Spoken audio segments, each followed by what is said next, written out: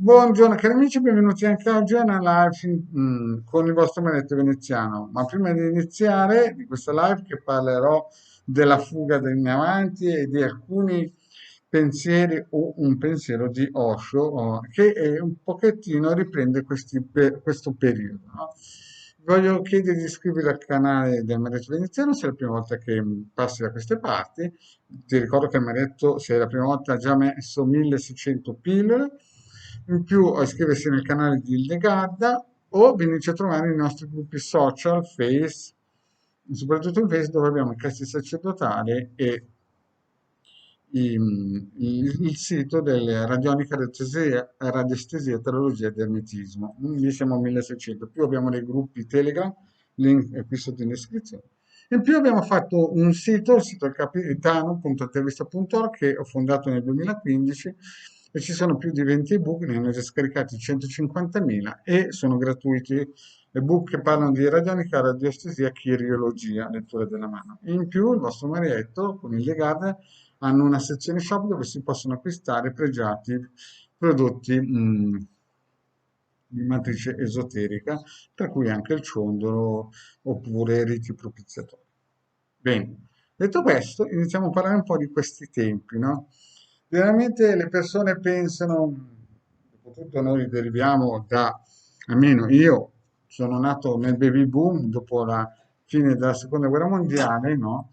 E ho vissuto un periodo veramente, cioè tutti quelli nati dal 60 all'80 hanno vissuto veramente un periodo d'oro, no? I nostri genitori hanno visto la guerra e noi siamo nati dopo la guerra nella ricostruzione. E quindi fondamentalmente abbiamo visto una rinascita di un paese che non avevamo visto distrutto. Però quelli che sono nati dopo di me, diciamo dal 90, dal 77, 78, 80, dall'80 in avanti, hanno visto sì una parte eccellente, ma poi una decadenza, no? O non credo neanche che sia una decadenza, perché non hanno potuto vedere quello che il Marietto ha visto o quelli della mia età hanno visto. E penso che questa è sempre stata una normalità. Nella realtà, come vi ho detto, il Marietto ha visto veramente una Italia vincente, un'Italia che voleva fare l'Italia dell'Olivetti, della Montedison, della Fiat, l'Italia che voleva costruire.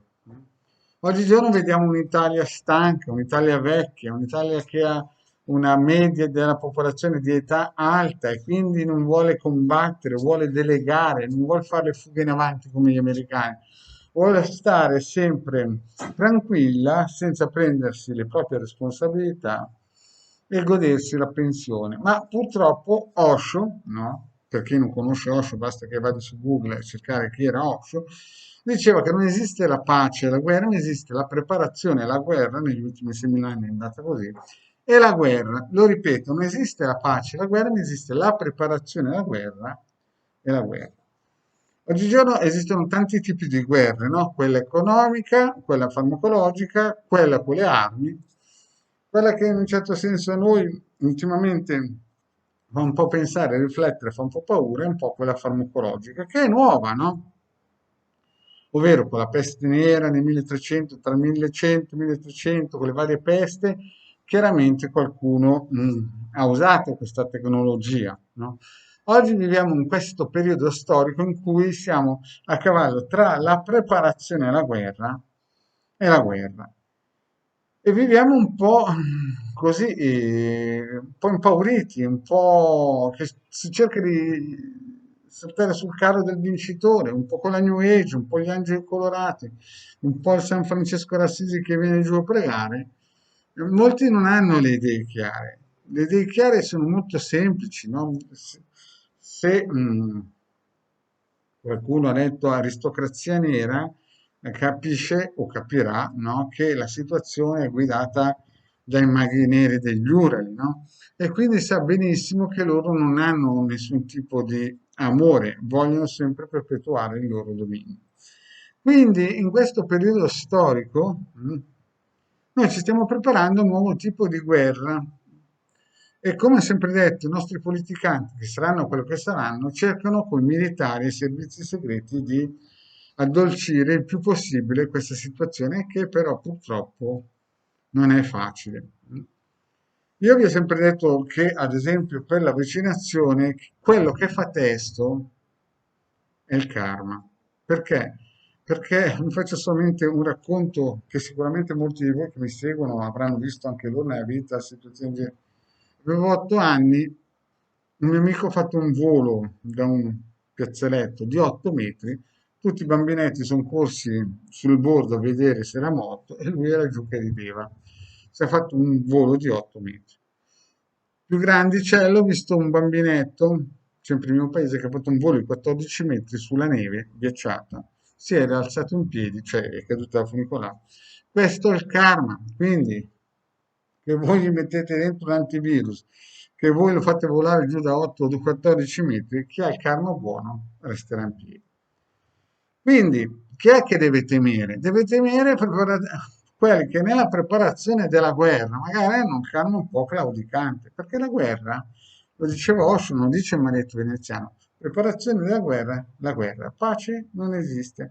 Noi abbiamo vissuto, quelli del baby boom, un periodo propizio proprio perché dalle macerie si è voluto ricostruire una nazione che entrasse in futuro nella guerra, no? Infatti l'Italia, non per niente, è una di quelle nazioni che ha, tra virgolette, una delle più grosse multinazionali nel mondo di armi. Quindi, a tutti quelli che guardano i miei video e non riescono a cogliere che non è una questione mettiamoci tutti insieme contro il Green Pass, mettiamoci tutti insieme per capire come affrontare la prossima guerra che avverrà, perché avverrà, ve l'ho già detto nel 2012, che dal 2020 sarebbero incominciate le supposte, qualcuno la suppostina l'ha già presa, ma questa è una preparazione ancora a caricare, no? Quindi, cosa si può fare? Si attivano tutti i circuiti, si fanno i riti propiziatori, si studia. Io metto anche dei libri, propongo dei libri fatti da grandissimi esoteristi, perché ricordatevi che, come diceva il mio vecchio, chi comanda il mondo eterico comanda il mondo. Quindi a tutte quelle persone, perché vedo i miei video, sono contrari al Green Pass, e roba del genere, anch'io sono contrario in un certo senso al Green Pass, però purtroppo possiamo prenderlo come una, se uno ha un karma buono, può prenderlo come un aiuto per difendersi anche da dei sarmadi che si sono reincarnati col passaporto italiano.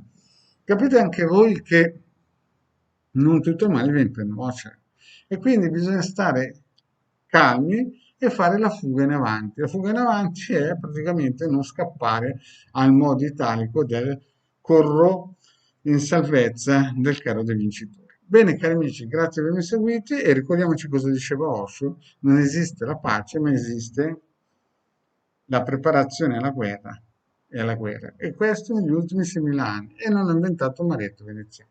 Grazie cari amici e alla prossima, ciao.